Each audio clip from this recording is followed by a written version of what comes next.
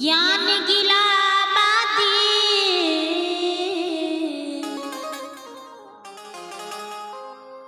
हरि देखन के कारणे शब्द झरो खाकी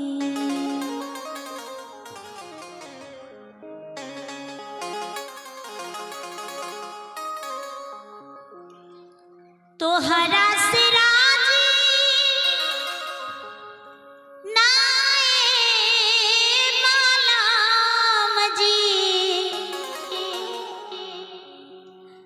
तोहरा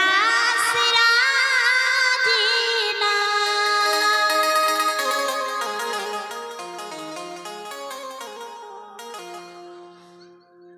तोहरा सिराजीना मलाम जी तोहरा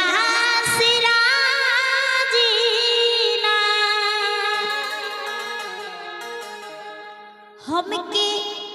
तीन चीज बतला दो बलम जी तोहरा के राजीना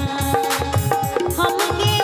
तीन चीज बतला दो बलम जी तोहरा से राजीना तोहरा के राजीना बलम जी तोहरा से राजीना तोहरा तोहरा के राजीना हमके तीन चीज बतला दो बलम जी तोहरा के राजीना हमके तीन चीज मंगवा दो बलम जी तोहरा से राजीना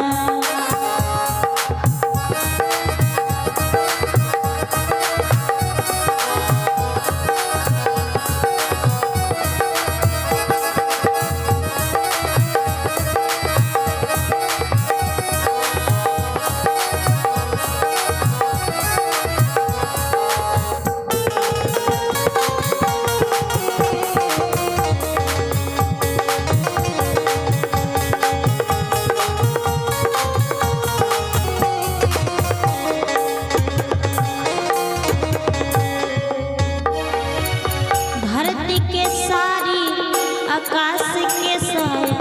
पान के चुली सिलवादा हो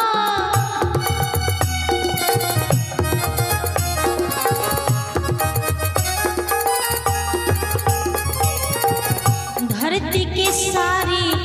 आकाश के साया पान के चुली सिलवादा चंद्रमा की टिकुली सूरज की कंजरा चंद्रमा की टिकुली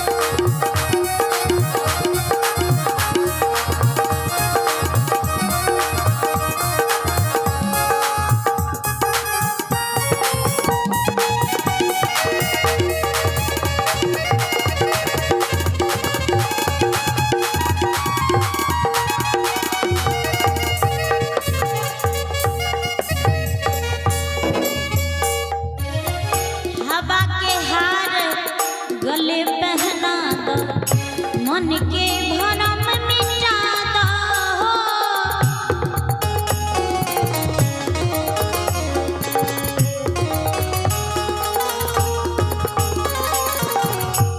हवा के हार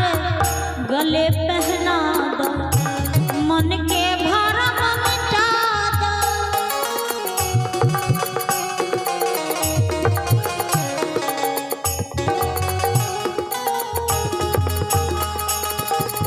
कहाए कभी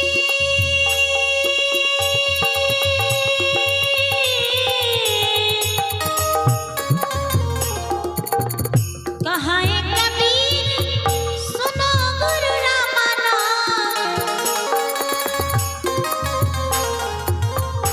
कहाए कबीर सुनो गुरु रामाना छरया छर निराक्षा छरया छर भी लगा दो बलम जी तोहरा से राजीना हमके तीन चीज मंगवा दो बलम जी तोहरा के राजीना हमके तीन चीज मंगवा दो बलम जी तोहरा से राजीना हमके तीन चीज बतला दो बलम जी तोहरा से राजीना प्रेम जोड़ी से गुरुदेव की